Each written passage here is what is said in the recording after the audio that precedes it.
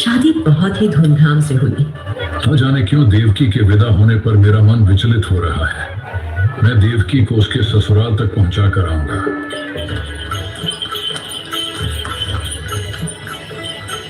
विवाह के बाद कंस अपनी प्यारी बहन देवकी और बहनोई वासुदेव को उसके ससुराल पहुंचाने जा रहा था। जब वे रास्ते में थे तभी अचानक आकाशवाणी हुई। जिस बहन को तू इतना प्यार करता है उसी के गर्भ से जन्म लेने वाला 8वां पुत्र तेरी मृत्यु का कारण बनेगा।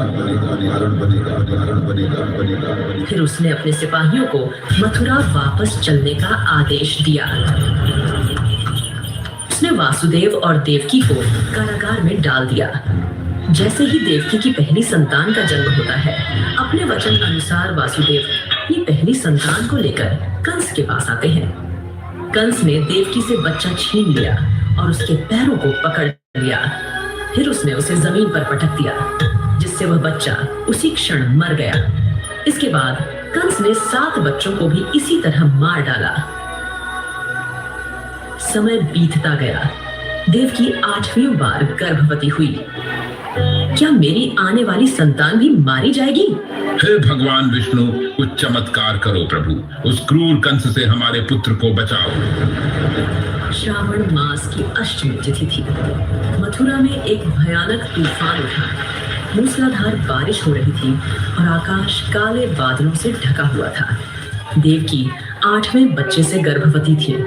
अचानक भगवान विष्णु उनके सामने प्रकट हुए। सुनो वासुदेव, तुम्हारी इच्छा पूर्ण हुई है और मैं तुम्हारे बच्चे के रूप में जन्म लूंगा। वासुदेव, इस बच्चे को यहाँ से गोकुल ले जाओ और उसे नंद के यहाँ जन्मी बच्ची के साथ बदल दो। मध्य रात्रि में एक बालक का जन्म देवकी से हुआ। मैं इसे हमारे मित्र नंद के घर गोकुल ले जाऊंगा। जैसे ही वासुदेव ने जाने की तैयारी की, जेल के दरवाजे अपने आप खुल गए और सभी सैनिक गहरी नींद सो गए। ध्यान पूर्वक बच्चे को टोकरी में रखते हुए वासुदेव गोकुल की ओर चल पड़े।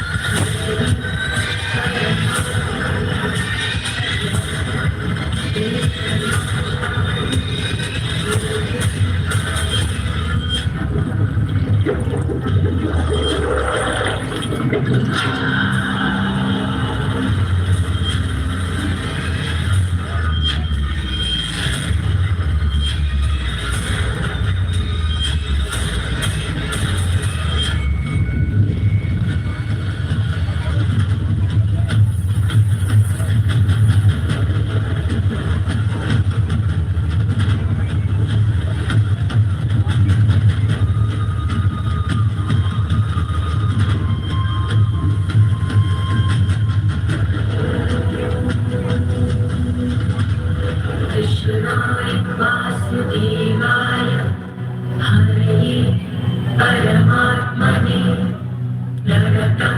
क्लेशनाशाय गोविंदाय नमो नमः। वासुदेव गोकुल पहुंचे, जहां नंद की पत्नी यशोदा ने अभी अभी एक कन्या को जन्म दिया था। वासुदेव ने कृष्ण को बच्ची के पालने में रख दिया और बच्ची को धीरे से अपने साथ ले लिया और फिर काल कोठरी में वापस लौट आए। जैसे ही वह वापस लौटे, काल कोठरी के दरवाजे बंद हो गए। रक्षकों को जगाते हुए बच्चे के रोने की आवाज उनके कानों तक पहुंची। शिशु के रोने की आवाज सुनते ही रक्षकों ने तुरंत इस खबर को राजा कंस तक पहुंचाया। कंस तुरंत जेल में देवकी के पास पहुंचा। देवकी, मुझे बच्चा दे दो। यह तो एक कन्या है, और कैसे एक कन्या तुम जैसे एक महान योद्धा को क्षति पहुंचा सकती है? इसे छोड़ दो भाई। लेकिन कंस उनकी किसी भी विनती को सुनने के लिए तैयार नहीं था। जैसे ही उसने उस बच्ची को अपने हाथों में लिया, वह बच्ची उसके हाथ से फिसल गई और हवा में उड़ गई। अरे ओ दुष्ट कंस, एक निर्दोष बच्ची को मारने में तू अपनी बहादुरी समझता है? तुझे मारने वाला गोकुल में सुरक्षित है। समय आने पर वह तुझे ढूंढेगा और तुझे तेरे सभी पापों के लिए दंड देगा।